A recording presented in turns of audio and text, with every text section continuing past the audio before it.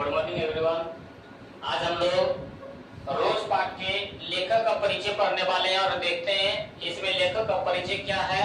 जो रोज पाठ के लेखक हैं वो कौन है? सच्चिदानंद हीरानंद बादशाह अज्ञे जी। उन्हीं के बारे में आज उनका लेखक परिचय पढ़ते हैं और देखते हैं इसमें क्या क्या है। और अधिक से अधिक हमारे जो बोर्ड में ऑब्जेक्टिव पूछा जाता है हिंदी से, तो वो क्या है, अधिक से अधिक लेखक के परिचय से क्या है क्वेश्चन आता है। और जो कहानी होता है, कहानी तो सुन के क्या है याद हो जाता है, लेकिन जो कठिन वाला ऑब्जेक्टिव होता है वो कहाँ से होता है? तो वो लेखक के परिचय से होता है। आज हम लोग देखते हैं कि लेखक के परिचय से कितना ऑब्जेक्टिव पूछा जाएगा। तो यहाँ पे पहले बोला है कि रोज जो है, रोज जो कहानी है बोल देगा कि रोज क्या है, हम लोग क्या रखेंगे, रोज जो है क्या है, कहानी है। आप रखेंगे रोज क्या है, कहानी है। तो बोला है कि उनका लेखक या तो कहानीकार, ये जो लेखक सच्चिदानंद हीरानंद बादशाह अज्ञे जी हैं, इसको क्या कहा गया है? कहानीकार। क्योंकि कहानी लिखने वालों को क्या कहा जाता है? कहानीकार कहा जाता है। तो वही बोल रहा है कि सच्चिदानंद हीरानंद बादशाह अज्ञे जी के मतलब अज्ञे जी किस कहानी के कहानीकार हैं? तो हम लोग क्या बोलेंगे? रोज कहानी के लेखक कौन है, कहानीकार कौन है? तो बोलेंगे सच्चिदानंद हीरानंद बादशाह अज्ञे। बोल देगा अज्ञे जी किसका उपनाम है? तो हम लोग बोलेंगे सच्चिदानंद हीरानंद बादशाह अज्ञे जी। क्योंकि शॉर्टकट में लिखा जाता है अज्ञे जी। क्या लिखा जाता है? अज्ञे जी। फिर बोला इनका जन्म कब हुआ? तो 7 मार्च 1911 ईस्वी को अज्ञे जी का जन्म हुआ और इसका देहांत हो गया 4 अप्रैल 1987 को। इनका जन्म हुआ था कि 7 मार्च 1911 को। कब हुआ था जन्म? 7 मार्च 1911 को। और इनका निधन मृत्यु हो गया 4 अप्रैल 1987 को। 4 अप्रैल 1987 को इनका क्या हो गया? देहांत हो गया था। और बोला है कि इनका जन्म स्थान बोला जा रहा है यहाँ पे कि जन्म स्थान कसैया कुशीनगर उत्तर प्रदेश में।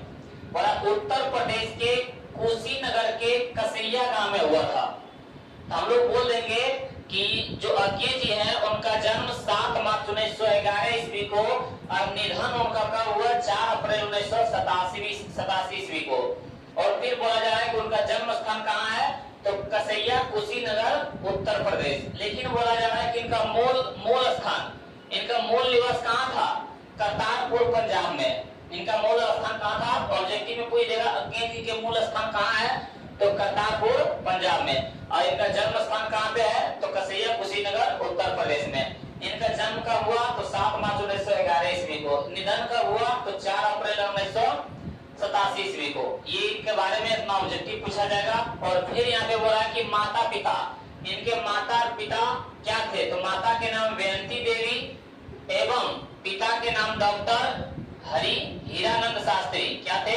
डॉक्टर क्या थे? मतलब डॉक्टर हीरानंद शास्त्री। किनके पिता थे? तो अज्ञे जी के। किनके पिता थे? अज्ञे जी के। और माता के नाम क्या थे? माता के नाम बेअंती देवी थी, बेअंती देवी। और पिता के नाम डॉक्टर हीरानंद शास्त्री।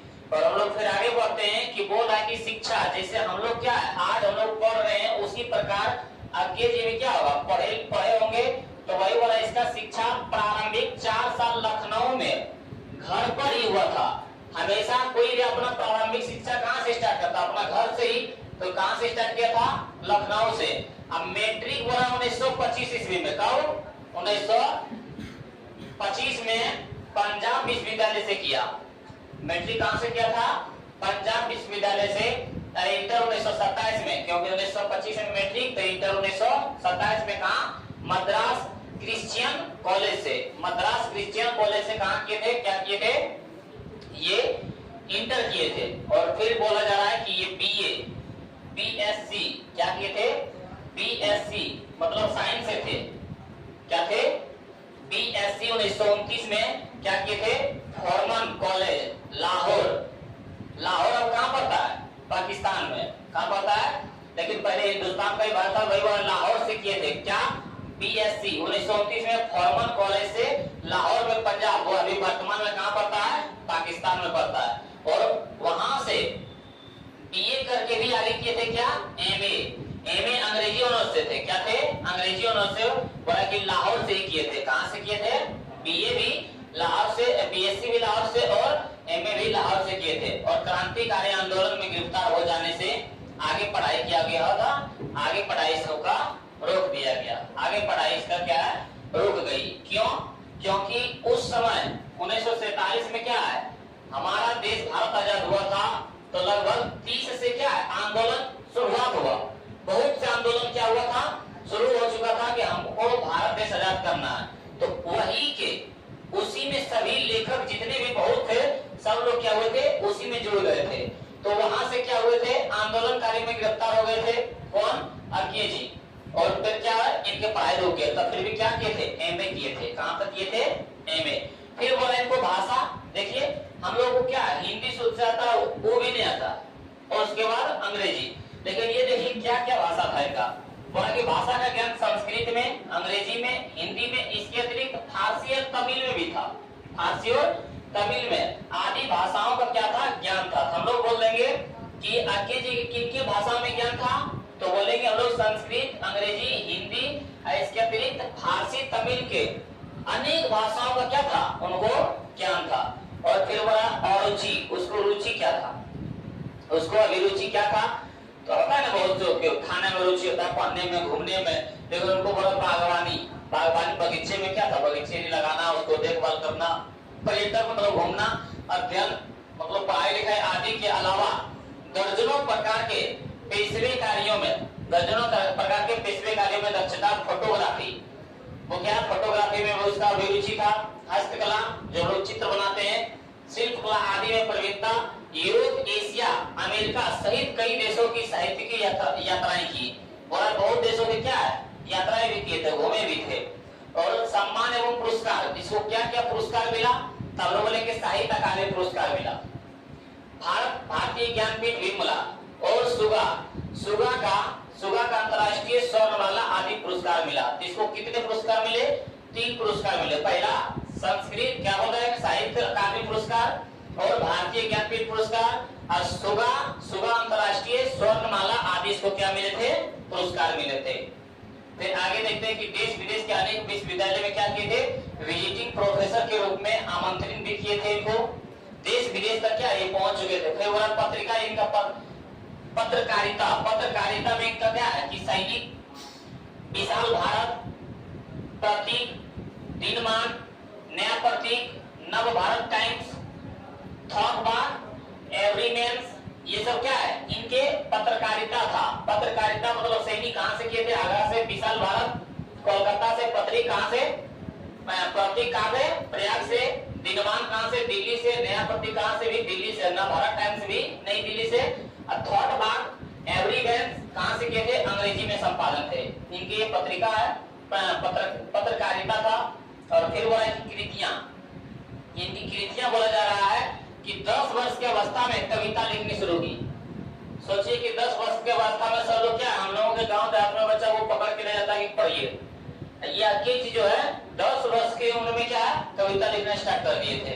तो बोल देगा कि अंकित जी कब से स्टार्ट कर दिए थे, कितने वर्ष की उम्र में, 10 वर्ष की अवस्था में कविता लिखना शुरू कर दिया। लेखक हिंदी अंग्रेजी दोनों भाषा में बचपन में खेलने के लिए इंद्र सभा नामक नाटक लिखा। बोल देगा इंद्र सभा नाटक का रचनाकार कौन है, इंद्र सभा नाटक का रचनाकार कौन है, अर्की जी।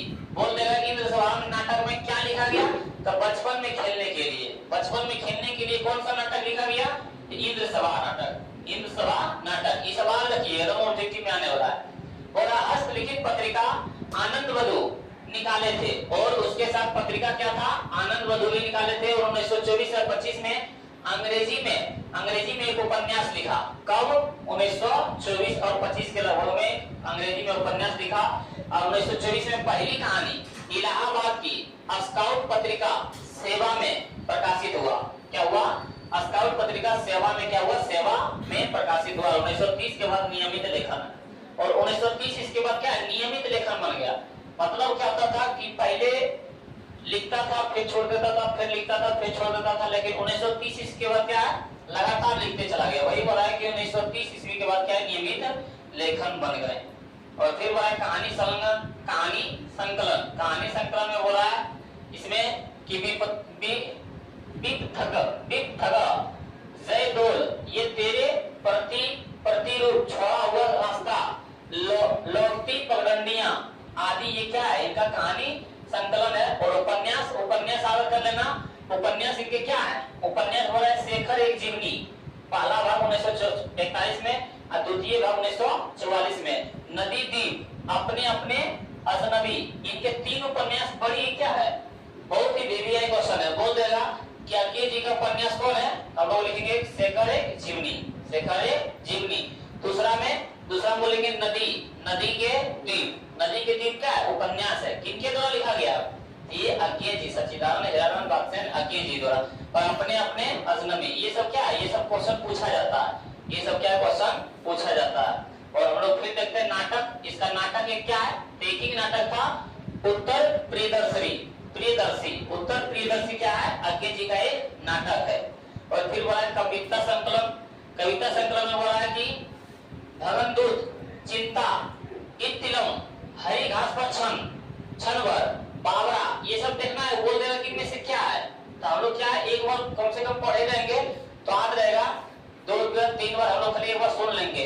भगनदूत, चिंता, इत्तिलम, हरी घास पर क्षण, ये पूछा जाता है। बावरा, अहेरी, आंगन, आंगन के पार, द्वार, कितनी नावों में कितनी बार, बोल देगा कितनी नावों में कितनी बार, किनके द्वारा लिखा गया? अंकित जी द्वारा। बोल देगा हमारे पास की हरी घास पर क्षणभर किसका है? आंगन किसका है? आंगन के पार, द्वार। और फिर बोलेगा सदा निरा, वो सदा निरा दूसरा का है, लेकिन बोलेगा सिर्फ सदा निरा, क्या है? सदा निरा, तब अंकित जी का है। किनका है? अंकित जी का। ऐसा कोई घर अपने देखा है, ऐसा कोई घर अपने देखा है। और फिर बोला यात्रा, यात्रा साहिब कि अरे यायावर रहेगा याद, अरे यायावर रहेगा याद, एक बूंद सासा उछली, एक बूंद सासा उछली। इनका क्या था? यात्रा साहित्य था। निबंध इनका क्या था? त्रिशंकु, आत्मनेपद और आलवाल, और उसके बाद है अध्ययतन, फिर भवंती, अंतरा, फिर सरस्वती, फिर समतसर आदि क्या है इनके निबंध है। और फिर वह संपादित ग्रंथ, संपादित ग्रंथ इनके हैं तार सप्तक। क्या बोला गया है? तार सप्तक। तार सप्तक क्या है? इनका संपादित ग्रंथ है, जो कब हुआ था? 1943 ईस्वी में। और दूसरा सप्तक 1951 में। बोल देगा तार सप्तक का संपादन कब हुआ? तार सप्तक का संपादन कब हुआ? 1943 में। और दूसरा सप्तक कब हुआ था? 1951 में। बोलेगा दूसरा सप्तक किनके द्वारा रचना है, मतलब संपादित ग्रंथ है? तो अंकित जी के द्वारा। कब हुआ था? 1951 ईस्वी में। कब हुआ था? 1951। तीसरा सप्तक 1959 और चौथा सप्तक 1978। फिर पुष्करिणी, रूपांबरा, नेहरू अभिनंदन ग्रंथ, ये सब किनका है? संपादित ग्रंथ, ये सब अंकित जी का है। तो यहाँ से याद रखना कि दूसरा सप्तक। फिर तार सप्तक, तार सप्तक का संपादन कब हुआ था? तो 1943 में। 1943 में। दूसरा सप्तक 1951 में। ये सब याद रखना है। और फिर वह सच्चिदानंद हीरानंद बादशाह अंकित जी हिंदी के आधुनिक साहित्य में क्या बोला जा रहा है यहाँ पे कि सच्चिदानंद हीरानंद बादशाह अंकित हिंदी के आधुनिक साहित्य में एक प्रमुख प्रतिभा थे। बोल देगा कि सच्चिदानंद हीरानंद अंकित जी क्या थे? किनके साहित्य के प्रमुख प्रतिभा थे? तो आधुनिक साहित्य के। किनके? आधुनिक साहित्य के क्या थे? ये एक प्रमुख प्रतिभा थे। अब वे आधुनिक हिंदी साहित्य के एक प्रमुख कवि, कथाकार, विचारक एवं पत्रकार थे। बोल देगा कि आधुनिक हिंदी साहित्य में क्या क्या थे? तो कवि भी थे। क्या थे? कवि भी थे, कवि, कथाकार और विचारक एवं क्या थे? पत्रकार थे। कौन? अंकित जी। और फिर यहाँ पे आगे देखिए बोला कि स्वाधीनता आंदोलन में उग्र और विद्रोही विचारधारा। क्या बोला जा रहा है कि स्वाधीनता आंदोलन में उग्र और विद्रोही विचारधारा वाले एक क्रांतिकारी के रूप में उनकी भूमिका रही और कारावास के जेल यातना भी उन्हें सहनी पड़ी। वो भी अंकित जी भी क्या है? कारावास गए थे, जेल भी गए थे, उन्होंने भी क्या ये सब बातें सहनी पड़ी। द्वितीय महायुद्ध के दौरान उन्होंने सेना में नौकरी की थी। द्वितीय विश्व युद्ध जब हुआ था तो उन्होंने सेना में क्या किया था? नौकरी भी किया था। फिर वह कथा साहित्य में प्रेमचंद और जयशंकर प्रसाद के बाद आए महत्वपूर्ण क्रांतिकारी परिवर्तन में अंकित की भूमिका का निर्णायक रही। बोला कि किनके परिवर्तन के कारण महत्वपूर्ण भूमिका निर्णायक रही? तो प्रेमचंद और जयशंकर प्रसाद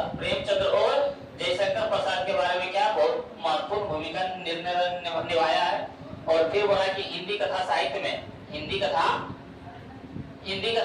में मनोविज्ञान गहराई लाने का श्रेय जितेंद्र कुमार और अज्ञे जी को दिया गया। यहाँ से भी ऑब्जेक्टिव पूछ देगा, यहाँ से भी ऑब्जेक्टिव क्या है पूछ देगा, बोल देगा हमारे पास कि अज्ञे बोला हिंदी कथा साहित्य में मनोवैज्ञानिक गहराई लाने के लिए श्रेय जितेंद्र कुमार और किन्हें दिया गया। तो जितेंद्र कुमार और किन्हें दिया गया, तो अज्ञे जी को दिया गया। किन्हें दिया गया, अज्ञे जी को।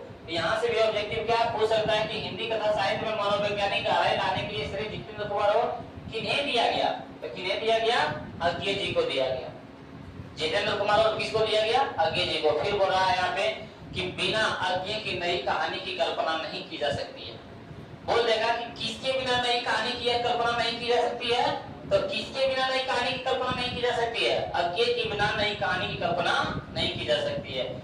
ये क्या था, ये आपका लेखक परिचय है। और इसके बाद सारांश जो भी पढ़ाएंगे वो 5 नंबर का पूछता है, तो उसको आप लोग क्या है आराम से सुनिए, ध्यान से सुनिए, इससे बहुत ऑब्जेक्टिव पूछता है। ये जो लेखक परिचय है, ये इससे लेखक परिचय बहुत ऑब्जेक्टिव आता है। और जो आपका सारांश है उसे क्या है कि 5 नंबर का पूछता है। तो आइए सारांश देखते हैं।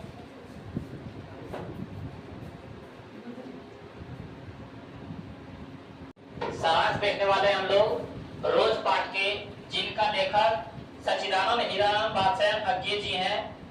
तो ये हमारे एग्जाम में 5 नंबर का पूछता है। आप लोग इस सारांश को समझें और इस तरह यदि आप लोग लिख देते हैं तो पूरा का पूरा 5 नंबर मिलता है।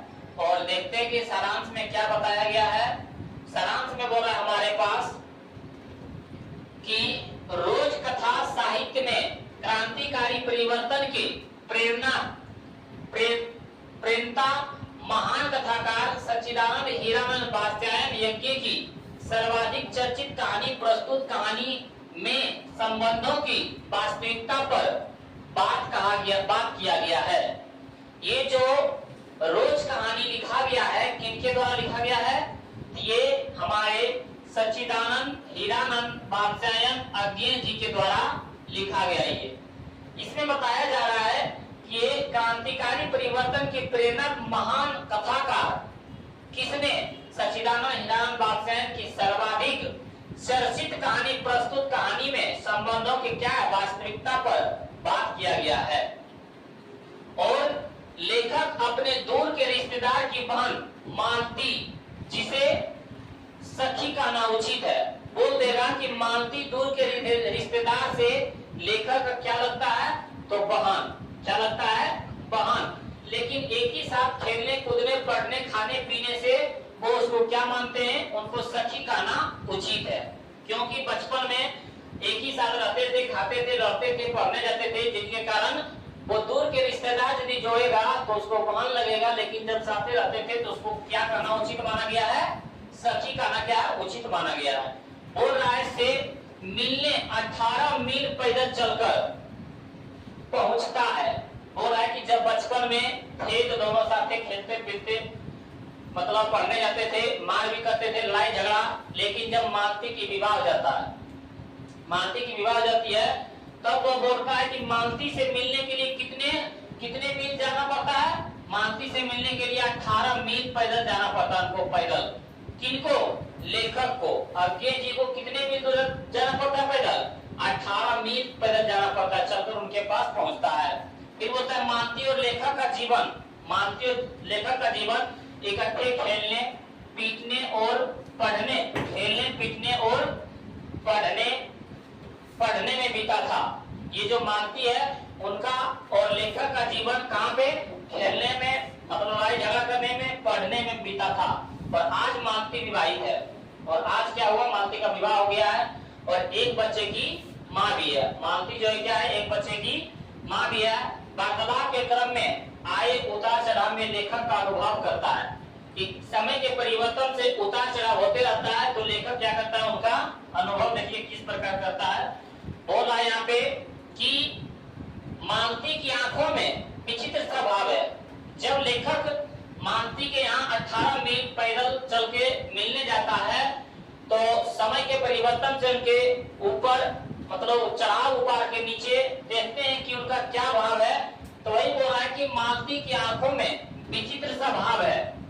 मालती की आंखों में क्या है, विचित्र सा भाव है, मानो वह भीतर कहीं कुछ चेष्टा कर रही है। मतलब उनको देख के ऐसा भाव उत्पन्न हो रहा है कि ये कुछ चेष्टा कर रहा है, क्योंकि जिस प्रकार बचपन में हम लोग साथ रहते थे वो आज अनुभव ऐसा देखने को नहीं मिल रहा है। फिर बोल रहा है कि किसी बीती बातों को याद करने की, किसी बिखरे हुए वायुमंडल को पुनः जगाकर गतिमान करने की, बोल रहा है किसी टूटे हुए व्यवहार को पुनर्जीवित करने की मानती रोज केलों के बैले की तरह व्यस्त रहती थी। यहाँ पे बोला गया है कि इनकी भीतर कहीं क्या चेष्टा कर रही है, लगता है कि किसी बात को, किसी बीती बात को याद करने की, किसका बीता हुआ बात, इसका बीता हुआ समय किस तरह बीता था, उनकी बातों को चेष्टा करने की याद कर रही है। वह किसी बिखरे हुए वायुमंडल में पुनः जागृत, वह जिस प्रकार तारे वायुमंडल में बिखर जाते हैं वही वो है कि जगह का गतिमान करने की, उनको जोड़ने की कोशिश करता है। किसी टूटे हुए व्यवहार को, किसी टूटे हुए व्यवहार को पुनर्जीवित करने की, वह किसी टूटे हुए व्यवहार को उसको पुनः से जीवित करना। जिस प्रकार बच्चे में आनंदमय से जीवन जीता था, आज क्या उनके विवाह होने के बाद उस तरह नहीं है।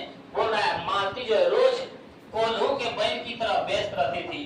कोल्हू के बैल पहले जमाने में क्या है कि जब तेल का मतलब निकाला जाता था सरसों से, तो केलू होता था। बैल क्या दिन भर उनके चारों ओर घूमते रहता था। बैल का काम यही है, उनको केलू के चारों ओर घूमना।